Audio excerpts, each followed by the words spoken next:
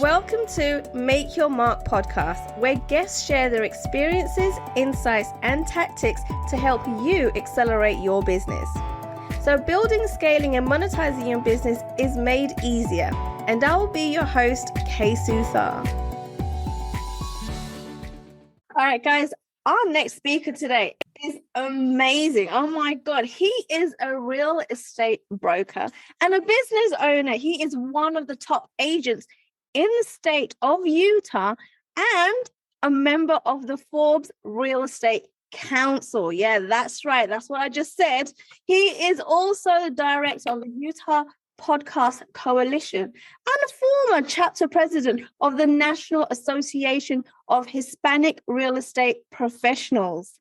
His focus is helping his community learn about real estate instead of just buying real estate, right? He is here today to share how he built his brand on social media and how he has revolutionized his business. Please welcome Tony Acosta, real estate broker and member of the Forbes Real Estate Council. Oh my God, Tony, it's amazing to have you here. Thanks for coming on board. Oh, thank you so much for inviting me. I'm super excited to be here and can't wait to have a great conversation. I appreciate you. Oh, I totally appreciate you. You know what? We had a brief conversation a few days ago, and what you were telling me, I was like, oh my God, Tony, I need to have you on the show. People need to hear about this, right? So before we get into the whole nitty-gritty of how you started your business, what you do, how you serve the world, tell us a little bit about your background and what you were doing before you even got into business. Of course. So before I even got into business, I was trying to figure out if I wanted to go to college, if I didn't want to go to college, what I wanted to study. I was kind of in that limbo, right? And so by chance, we ran into who became my business mentor, and he kind of explained things to me and said, hey, there's this real estate thing. You should jump on board. It's a good opportunity. And so I kind of made the decision, instead of going away to college, to jump into real estate and start building our team and building our business. Well, wait, hold on a second. So you decided no college wasn't for you. You're just going to learn and go straight into business. What did your friends exactly say about that? Well, especially my parents, they were not very into the idea at the time. I was like 21 years old when I made that decision. Yeah. But, surprisingly, my mom has always kind of believed that I had certain talents, if you will. And so I kind of had the benefit that they knew my real estate broker. So my real estate broker went to high school with my parents. No. And so they knew that he did well, and they were kind of familiar with his background, and they knew that he did pretty well for himself. And so they were like, hey, if Tony can jump on and learn, then, long term, this is going to be a good thing. So Tony, I heard you had the ability to help people learn. Now, what does that mean? Because isn't that what educators do? It should be what educators do, right? And so, Interestingly enough, when I first got into real estate, I was taught how to sell. And so it was all about salesmanship, which is important. I'm not saying that salesmanship doesn't matter, especially in business, right? You have to know how to pitch your product and know how to show people the advantages of what you're doing. But one of the things that I try to do, because I was so early in business, I didn't have any background, I didn't have a degree, I didn't have a lot of contacts. So where I started was just answering questions on social media. So if somebody asked me, hey, what do I need to do to buy a house, or whatever real estate question I got, I'd write it down on a notepad, and then I would just make a little Facebook video. Back in the day, it was Facebook. This was like 10 years ago. And I would just answer it. And what I found was that when I tried to educate people and give them information versus just sell them stuff, it actually worked out better. I found that people would trust me more, and they would open up more, and they would feel like I wasn't going to sell them, that I actually wanted to help them. And so I've really tried to make that the central focal point of my content and of my marketing. And I found it to be very effective. When I focus on educating instead of selling, it just works out better. Oh, most definitely. Giving people value and really showing people what you're actually capable eventually could lead to sales. I mean, it's the long game that you're playing, but it's a fruitful one, and it builds on your authority and reputation and into your entire building rather than just having a pitch fest, right? Of course. Yeah. Absolutely. And I think that that's where a lot of entrepreneurs could really gain an upper hand on their competition. Because again, that's what is taught. It's just by default, you're taught to sell. So if you can find a way to make that shift and sell less, but give more value, then you'll be surprised by your results. Okay, so there's a couple of things there that's really spoken out to me. And I know a lot of people struggle with this, is people love giving value, especially, you know, when you're passionate about something. But where is the line by giving value and then devaluing yourself and giving too much information away? That's actually a very interesting concept. I was having a conversation yesterday about this, where in my opinion, and this is just my personal opinion, but information has been commoditized. So you can go on the internet and learn about whatever you want, be that real estate, be that how to grow a business, whatever it is. The internet has kind of made information just public to everyone. So if people don't get information from you, they can get it somewhere else. And so when I kind of had that aha moment, it really changed things, because I have tried to become the source of real estate info for the people that follow me. And if I don't do that, then they can get it somewhere else. There's somebody else in the world that is doing real estate content. So when I realized that people don't need me to get the info, because the info is a Google search away, then I focused more on being the resource, instead of, you know, worrying about, am I giving away too much, or, you know, should I make them pay for this or whatever? Because the information is out there and it's easily accessible and it's free. So if you can become the source, then I think that it's much more valuable, not only to your community, but also to yourself as a brand. Well, that's really interesting, actually, that you're saying that, you know, make sure that you are the resource that people go to find out the information. And that's really, really on point, really, because the internet, so much stuff is accessible now. You don't necessarily have to go to one person to learn anything. You can just start from YouTube. YouTube is the best how-to platform to learn anything out there, right? So that's really interesting that you said that. Just to take a couple of steps back, you mentioned in the beginning, you know, you were reaching out to people on social media and educating them. But how did you have those people come to you and ask questions? So I tried to have as many Facebook friends as I could have. So I would go through and look at Facebook's suggested friends. And if there was someone that I knew, I would try to friend them. And then I would just always be aware of questions that people asked me. If it was at dinner, if I was meeting with a client, I would always try to be aware of every single question that anybody could ask me. And then I would just share it with my Facebook friends. If I had 50 at the time, it was 50, then it was 75, then it was 100. And so I just constantly and consciously tried to build that list. And I would try to add people to the list. I would ask people, hey, are you on Facebook? Yeah, I'm on Facebook. Hey, do you mind if I friend you? Now it's more Instagram and Facebook, but people are using all of these social media platforms, and they're designed for connection, right? In my opinion, they were built for human connection. And so when you go up to someone and you say, hey, are you on Instagram? They'll say, oh yeah, absolutely. And then it's very easy to find someone on social. I found it, and maybe this is just my millennial self talking, but it's easier to get someone to talk about their Instagram profile than to give you their phone number, in my opinion, right? And so I just consciously tried to build that list, try to follow people, and then they would, once we were friends, then the algorithm naturally would start showing them my stuff, and those that liked it, they would continue to watch. So how long did it take you to build up your social media following? Because it sounds like a hell of a lot of time to spend on that, and a lot of energy, right? It did. At first, it took a long time. And honestly, it was probably 2 or 3 years before anybody cared. Oh, wow.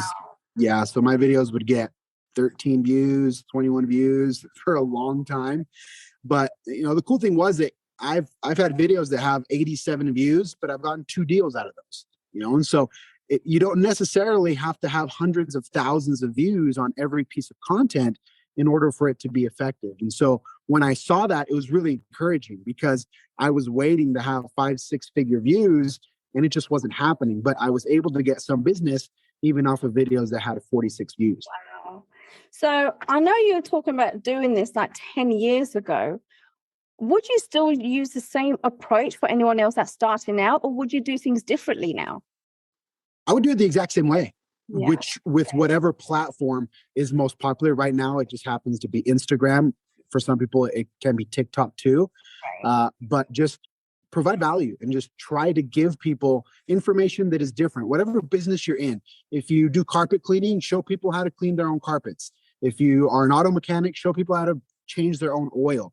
And when I talk to a lot of entrepreneurs, it kind of messes with their brain a little bit because they're like, why would I teach someone to do the very thing that I charge to do, right? And so I think that the idea is if they know that you know how to do it and you teach them how, they're not going to want to do it. Like for me, if I need to change my oil, I don't want to change my oil, right? I'm just not a handy dude like that.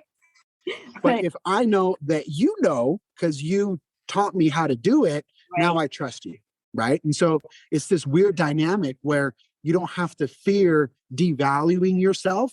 Yeah. You're just showing people that you're competent, in my opinion. Ah, amazing. I like that. I like the comparison that you made there. And the fact that you can actually rely on outsourcing other people and use their skills and that you don't need to know everything about everything. Right? Of course, because you can't.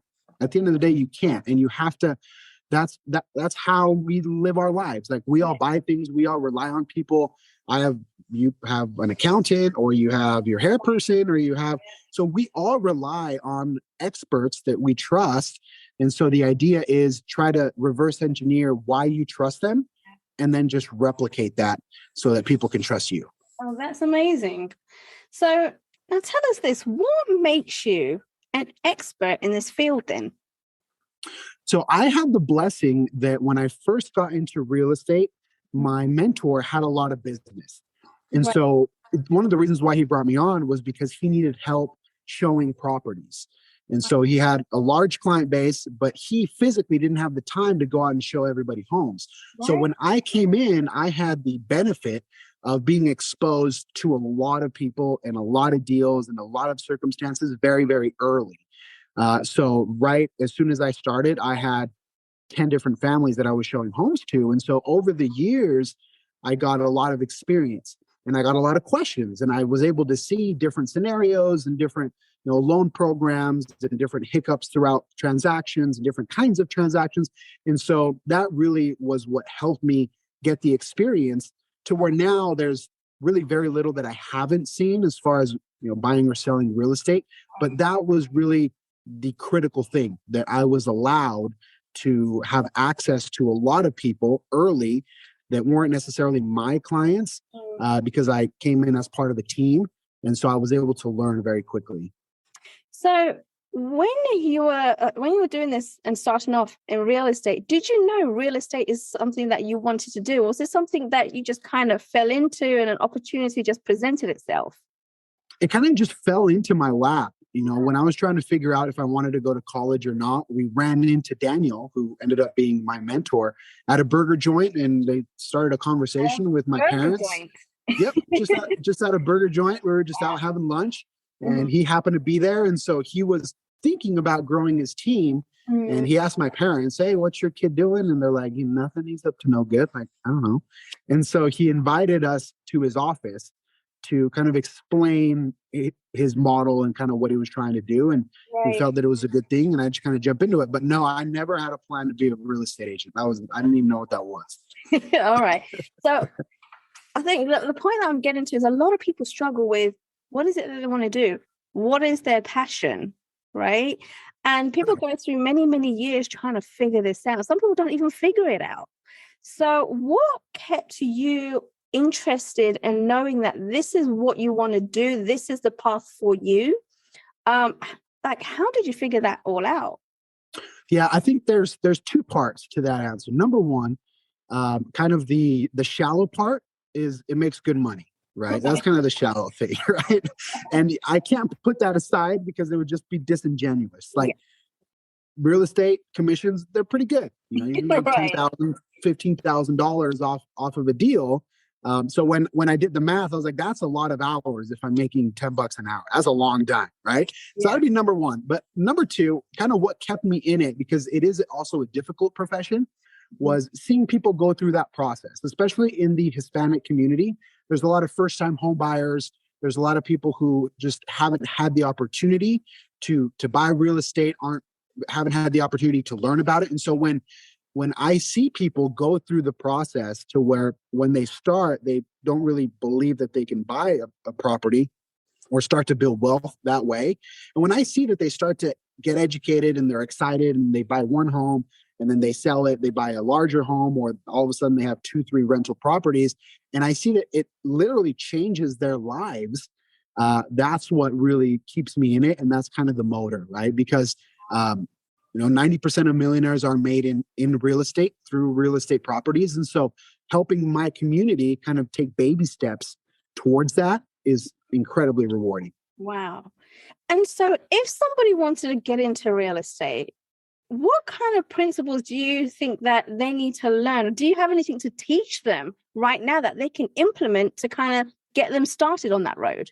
Yeah, for sure. I think, well, number one, you want to find out what the requirements are in your area, right? So you're going to have to get licensed. You're going to have to take your test. You have to go all through the government requirements to get your license. Once you have it, then in my opinion, you have to start talking about brand.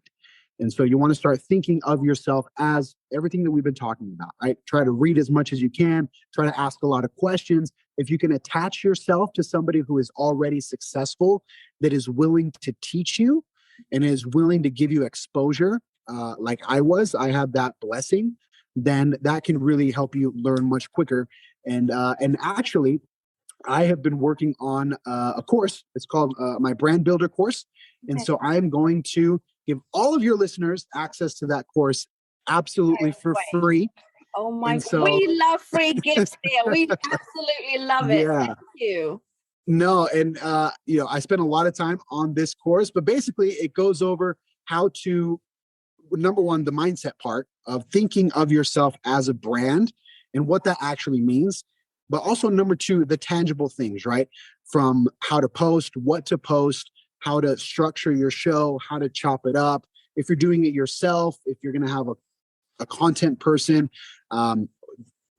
times and days to post, and just little tips and tricks like that, so that you can start the process of putting out good content and have people follow you. So that's going to be available to everyone that listens to the Uncensored Society podcast 100% for free. Amazing. And so I know you've helped a lot of people all over the world learn real estate, help them with their homes and things like that. Do you have a couple of success stories that you can tell us about with your clients?